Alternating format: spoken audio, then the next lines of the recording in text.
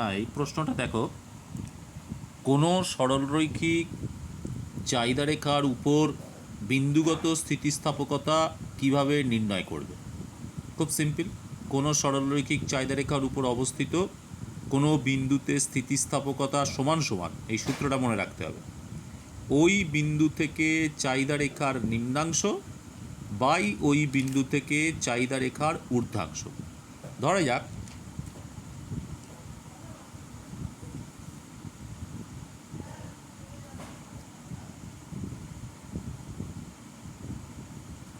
একটা সরলরৈখিক চাহিদা রেখা অঙ্কন করলাম, এই দিকে মাপলাম চাহিদা,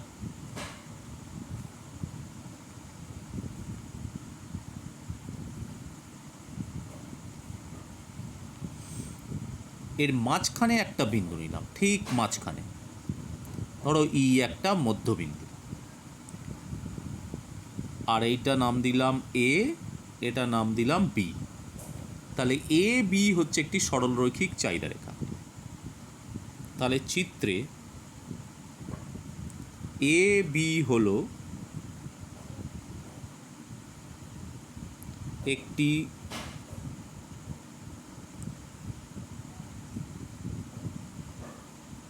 সরলরৈখিক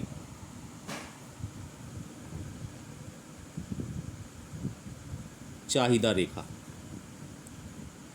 ই হলো এর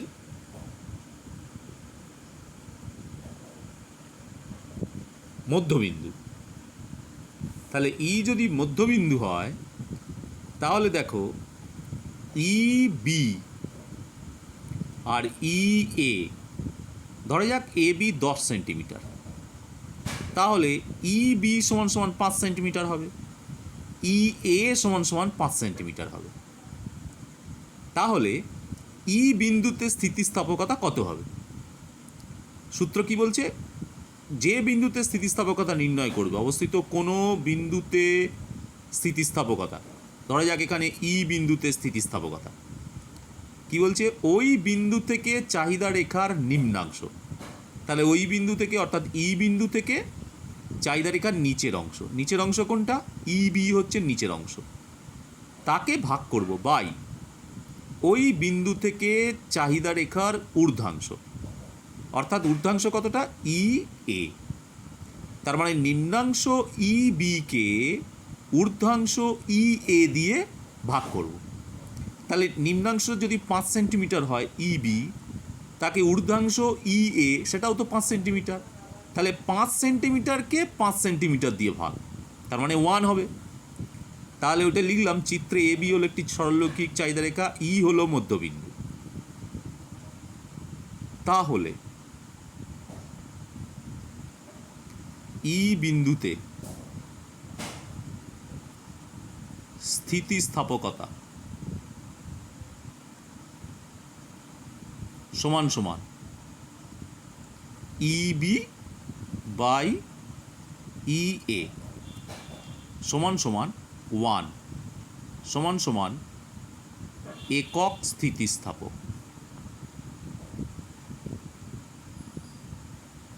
এখানে একটা জিনিস লিখবে, যেহেতু ই এ সমান সমান ই বি, তার কারণ এখানে ই এ আর ই বি সমান সমান বলেইছি, তাহলে ই বিন্দুতে স্থিতিস্থাপকতা বেরিয়ে গেল। এবার মনে করো ই আর বি এর মাঝখানে একটা বিন্দু, ধরা যাক বিন্দুটা হচ্ছে সি। অতএব সি বিন্দুতে স্থিতিস্থাপকতা সমান সমান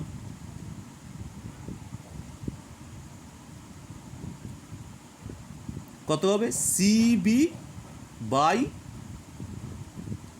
সি এ, কারণ সি বিন্দু থেকে নিম্নাংশ হচ্ছে সি বি আর ঊর্ধ্বাংশ হচ্ছে সি এ। তাহলে নিম্নাংশ সি বিকে ঊর্ধ্বাংশ সি এ দিয়ে ভাগ করে দেব। তাহলে দেখো নিম্নাংশ সি বি তো ছোট, ধরা যাক এটা 3 সেন্টিমিটার, আর সি এ তাহলে কত হবে? 7 সেন্টিমিটার। তাহলে 3 সেন্টিমিটারকে যদি 7 সেন্টিমিটার দিয়ে ভাগ করি তাহলে তো 3/7, তার মানে উপরে ছোট হয়ে যাচ্ছে সিবি। তাহলে এখানে আমরা বলতে পারি <1, ব্র্যাকেটে লিখে রাখো যেহেতু সিবি CA,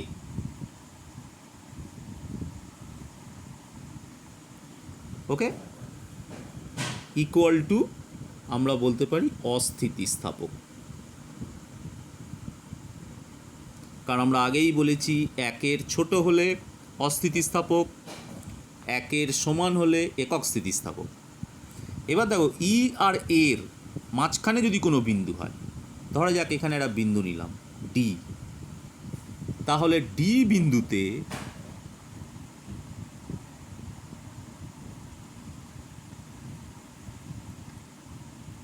স্থিতিস্থাপকতা সমান সমান ডিবি বাই ডিএ। এখানে কি হবে? <1। কেন? যেহেতু ডিবি ডিএ। কেন কি?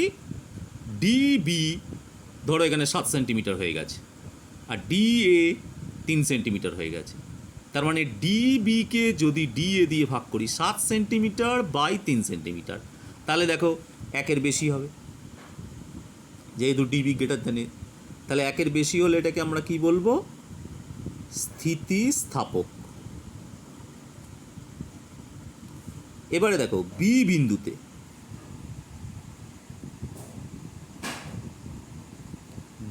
বিন্দুতে স্থিতিস্থাপকতা সমান সমান বি বিন্দুতে নিম্নাংশ কি হবে? বি বিন্দুতে নিম্নাংশ কিছুই নেই, পুরোটাই ঊর্ধ্বাংশ, অর্থাৎ বি এ পুরোটাই ঊর্ধ্বাংশ আর নিম্নাংশ হচ্ছে 0। তাহলে এখানে স্থিতিস্থাপকতা সমান সমান কী হবে? 0/BA। 0কে কোনো কিছু দিয়ে ভাগ করলে 0 হয়, ইকুয়াল টু পূর্ণ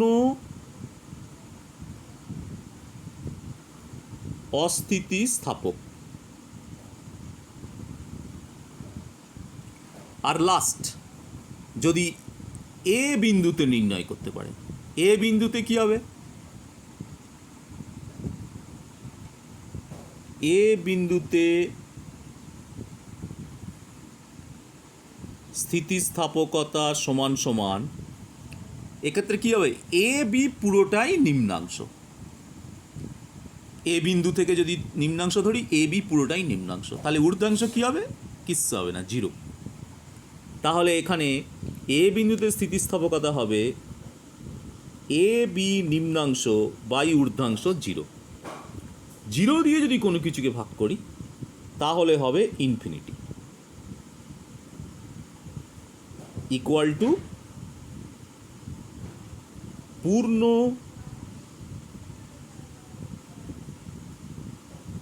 স্থিতিস্থাপক। ওকে।